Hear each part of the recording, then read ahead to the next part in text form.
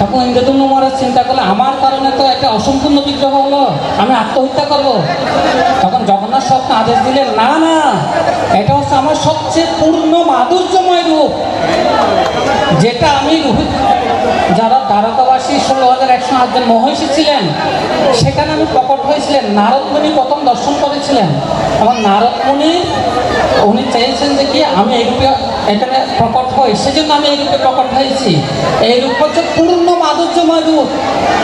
জগন্নাথ নিজের কথা শুনে নিজেই কি হয়ে গেছেন, তার চোখ বড় হয়ে গেছে, হাত সংকুচিত হয়ে গেছে, হাত প্রসারিত হয়ে গেছে। তো এই রূপ যে একবার দর্শন করবে তার আর পুনর্জন্ম হবে না।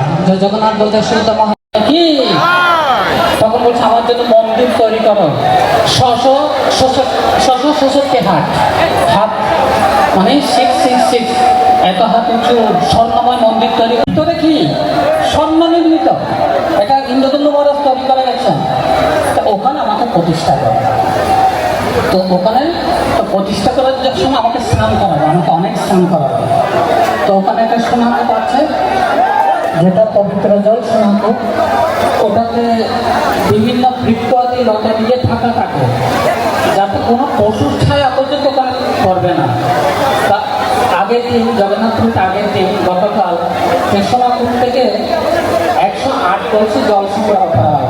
সবার মুখে মাস্ক থাকবে, যাতে নিঃশ্বাসটা পর্যন্ত জলে অপবিত্র করতে না পারে। আর তারা সেবা করবে যারা সবর জাতি, বিশ্ববসুর যারা বংশধর, ওনারাই সেবা করবে।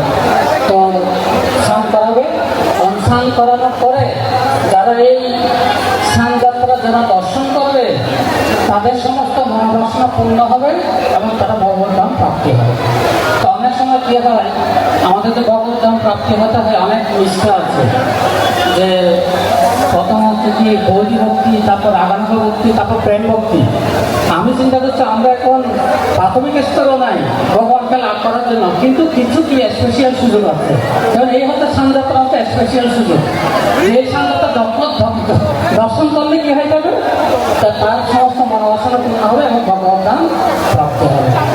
তো একসময় উদীয়ন আচার্য নামে একজন কি ছিলেন, তিনি মহান পণ্ডিত ছিলেন।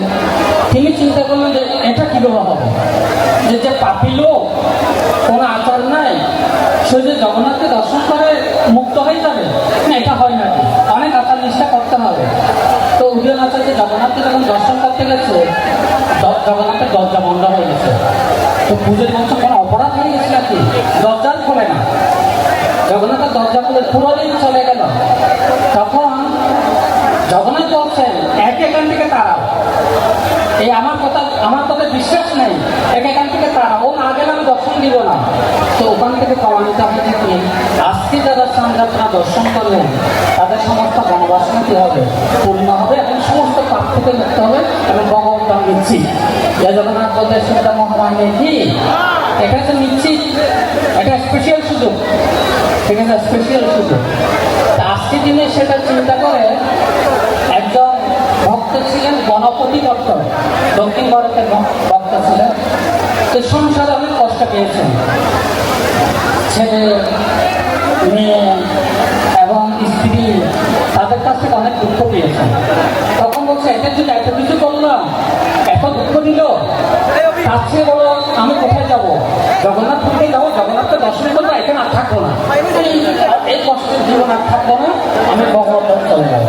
এই আশা করে তিনি আসলেন স্নানযাত্রার দিন জগন্নাথ পুরীতে। তো দিন স্নানযাত্রা হলো, সবাই জগন্নাথকে স্নান করাচ্ছে, আপনারা যেরকম স্নান করাচ্ছেন, স্নান করিয়ে সবাই নিজের নিজের বাড়িতে চলে যাচ্ছেন। তিনি যখন 18 মালায় আসলেন তখন দেখছেন আপনারা করতে গেছিলেন, বলছে আমি স্নানযাত্রা করে আসছি, জগন্নাথকে স্নান করিয়ে আসছি।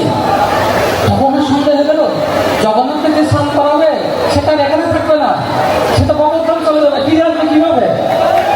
তো কি হয়ে গেল, শাস্ত্র মিথ্যা হয়ে গেল, আমি আত্মহত্যা করবো। তখন জগন্নাথ নিজের ব্রাহ্মণ বালককে এসে বলছে আত্মহত্যা কেন করবে?